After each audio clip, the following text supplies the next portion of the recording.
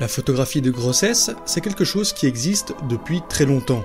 On trouve des portraits de femmes enceintes dès la fin du 19e siècle, et le rapport que l'on a à ce genre de photographie dépend de notre culture et de notre milieu social. Mais on ne va pas se mentir, on n'est pas chez Disney à renier notre passé.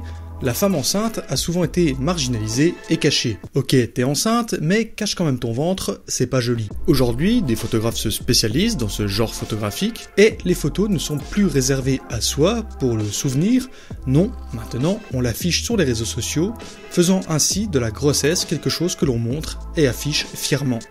Mais ça n'a pas toujours été le cas. Il y a eu un élément déclencheur, et même plusieurs, et l'un des premiers, c'est peut-être en 1960, la photographie de Will McBride, le portrait sublime qu'il a fait de sa femme Barbara, avec Sean dans le ventre.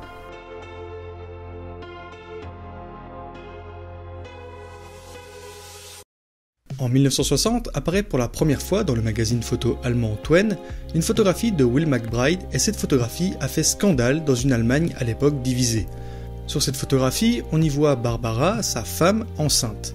En 1960, afficher sa grossesse ainsi était considéré comme obscène, et ce petit détail du jean évidemment trop serré, donc déboutonné, ajoutait à l'indécence de ce cliché. Le magazine Twen, dans lequel elle fut publiée, était un magazine très moderne, destiné à la nouvelle génération, qui n'avait pas connu la guerre activement et qui voulait souffler un vent de modernité sur l'Allemagne pour faire bouger les mentalités artistiques, culturelles et sociales. Will McBride était l'un des photographes incontournables du magazine, où il avait déjà publié des choses sur la jeunesse en Allemagne. Mais c'est dans le numéro 8 de 1960 qu'apparaît Barbara, enceinte, dans un compte-rendu photographique de sa grossesse et de son accouchement. Dans l'un des numéros précédents de Twen, on avait pu suivre leur mariage qui était symbolique pour l'époque, car lui était américain et elle allemande. Ce qui choque donc aussi dans le portrait de Barbara, c'est que Will McBride, artiste photographe, transmet un message.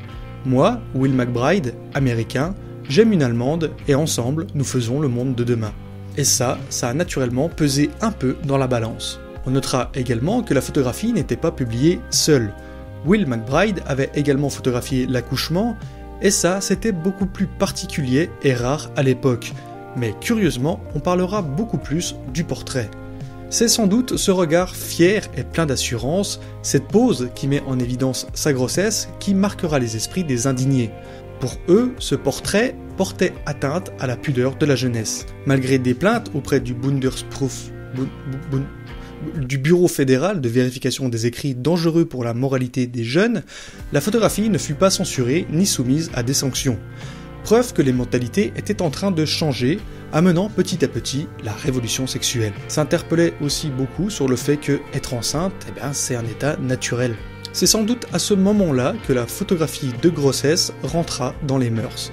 Bon, même si 30 ans plus tard, en 1991, Annie Leibovitz fera elle aussi scandale avec son portrait de Demi Moore nue et enceinte en une de Vanity Fair.